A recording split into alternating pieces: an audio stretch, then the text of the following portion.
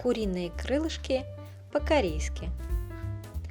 И понадобятся они нам, куриные крылья, в объеме 700 грамм. Все пропорции будут приводиться на это количество. Как вы видите, у меня цельное крыло. В Корее обычно для приготовления этого блюда используют только вот эту часть крыльев, потому как, собственно говоря, там все самое вкусное и ценное. Но я буду жарить крылышки целиком, чтобы вот эта часть не поднималась в процессе жарки, нужно вот так вот надломить кость. Вот обратите внимание, она вот таким вот образом выявится. И также обрезаем острые части крыльев в этом месте и другой кончик на конце крыла. Просто чтобы удобнее было это и готовить, и есть, соответственно. Теперь мы приступаем к маринованию. Нам потребуется сок имбиря или измельченный имбирь в том же количестве 2 столовые ложки. И также либо корейская водка соджу, либо обычная водка в объеме 2 столовых ложек. Затем добавляем соль, пол чайной ложки и черный молотый перец. Немного, в принципе, по вкусу. Если вам нравится, чтобы было чувствовалось много, положите много. Все это мы с вами хорошо перемешиваем и желательно дать где-то 10-20 минут всему этому настояться, промариноваться. Теперь за это время мы подготовим следующие ингредиенты: 3 зеленых перца чили и 5 долек чеснока. Чеснок мы нарезаем такими тонкими кусочками. Зеленый перец чили мы нарезаем тонкими или среднего размера кольцами. Теперь подготовим соус-заправку этого блюда. Нам потребуется соевый соус в объеме 4 столовых ложек. Можно положить и 1 столовую ложку устричного соуса, если он у вас есть и вы хотите. Затем сахар в объеме 1 столовой ложки. И рисовое вино, которое называется мирин, 2 столовые ложки. Если его у вас нет, то просто пропустите этот ингредиент. И также добавляем сироп. Я использую сироп агавы, в Корее используют кукурузный сироп. Если нету никакого сиропа, который нам нужен для карамелизации, то можно положить мед в том же количестве, 3 столовые ложки. И добавляем немного черного молотого перца по вкусу. И нужно будет добавить воду в объеме 3 столовых ложек.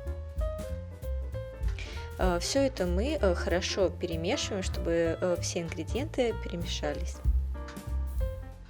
Затем нагреваем сковороду с небольшим количеством растительного масла, где-то 2 столовые ложки будет достаточно. И кладем куриные крылья вот таким вот образом, внешней стороной вниз. И затем накрываем крышкой и жарим 7-8 минут на среднем огне под крышкой. Но важно даже, собственно говоря, не время, оно приблизительное, а чтобы крылышки, они поджарились до золотисто-коричневого цвета. Тогда мы их переворачиваем на другую сторону и опять накрываем крышкой. И под крышкой мы жарим 5 минут на среднем огне. Опять же, повторюсь, что время приблизительное, это даже важно не время, а чтобы они опять поджарились до золотисто-коричневого цвета с обратной стороны тоже. Тогда мы закладываем чеснок и немного сушеного красного перца чили, тонко нарезанного. Если не хотите острый, то перец чили пропускается, чеснок, количество его можно тоже уменьшить. Все это мы перемешиваем. И добавляем соус, прежде заготовленный, просто заливаем его на сковороду, все хорошо перемешиваем, чтобы все покрылось соусом, и жарим, помешивая на среднем огне, пока чеснок у нас должен немного позолотиться, то есть доводим чеснок до готовности и добавляем зеленый перец чили, прежде нарезанный, как я говорила, сильно острый не едите, пропустите. Все это хорошо перемешиваем, и когда весь наш соус закарамелизуется на курице, мы добавляем кунжутное масло в объеме 1 столовой ложки и обжаренные кунжутные семена, также в объеме 1 столовой ложки. И все мы хорошо перемешиваем. И, собственно говоря, наше блюдо на этом готово. Выключаем, снимаем с огня и подаем блюдо к столу. Когда подаем блюдо к столу, можно еще раз сверху посыпать его кунжутными семенами для красоты. И вуаля! Приятного аппетита!